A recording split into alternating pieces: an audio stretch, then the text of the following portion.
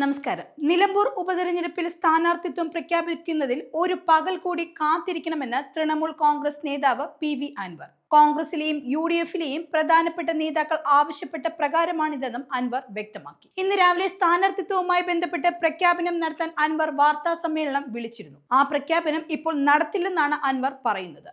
UDF നേതാക്കളും ചില സാമുദായിക നേതാക്കളും ഒരു പകൽ കൂടി കാത്തിരിക്കണമെന്നാണ് ആവശ്യപ്പെട്ടിരിക്കുന്നത്. പി.കെ. കുഞ്ഞാലിക്കുട്ടി ഉൾപ്പെടെയുള്ള നേതാക്കളടക്കം കാത്തിരിക്കാൻ ആവശ്യപ്പെട്ടിട്ടുണ്ട്. ഇവരൊക്കെ പറയുമ്പോൾ ആ വാക്ക് മുഖവിലക്കെടുക്കാതിരിക്കാൻ കഴിയില്ലെന്നും അൻവർ പറഞ്ഞു.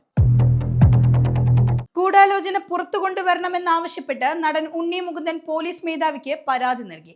മാനേജരെ മർദ്ദിച്ചെന്ന കേസിൽ അന്വേഷണം നടക്കുന്നതിനിടെയാണ് സംഭവത്തിലെ ഗൂഢാലോചന പുറത്തു കൊണ്ടുവരണമെന്നാവശ്യപ്പെട്ട് നടൻ ഉണ്ണി മുകുന്ദൻ സംസ്ഥാന പോലീസ് മേധാവിക്കും എ.ഡി.ജി.പിക്കും പരാതി നൽകിയിരിക്കുന്നത്.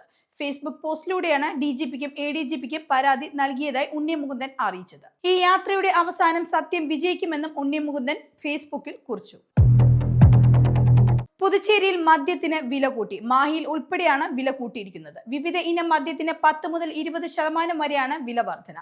എക്സൈസ് തീരുവ കൂട്ടിയതോടെയാണ് വില വർദ്ധിച്ചത്. 50% വർധന നടപ്പിൽ വരുത്താനാണ് സർക്കാർ നേരത്തെ തീരുമാനിച്ചത്. വലിയ തോതിലുള്ള വില വർധന മദ്യവിൽപ്പനയെ ബാധിക്കുമെന്നതിനാൽ മദ്യഷാപ്പുകളടക്കം ലിക്കർ മർച്ചന്റ്സ് അസോസിയേഷനും പ്രതിഷേധം അറിയിച്ചതിനെ തുടർന്നാണ് 20% വർധന എന്ന തീരുമാനത്തിലെത്തിയത്.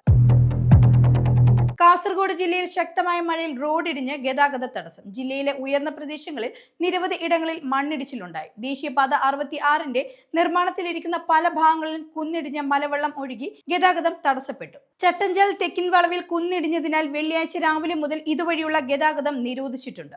മലയോര ഹൈവേയിൽ നന്താരപ്പതവ് ചേവാർ റൂട്ടിൽ കനത്ത മഴയിൽ മണ്ണിടിച്ചിൽ തുടരുന്ന സാഹചര്യത്തിൽ ഇതുവഴിയും ഗതാഗതം നിരോധിച്ചിരിക്കുകയാണ്.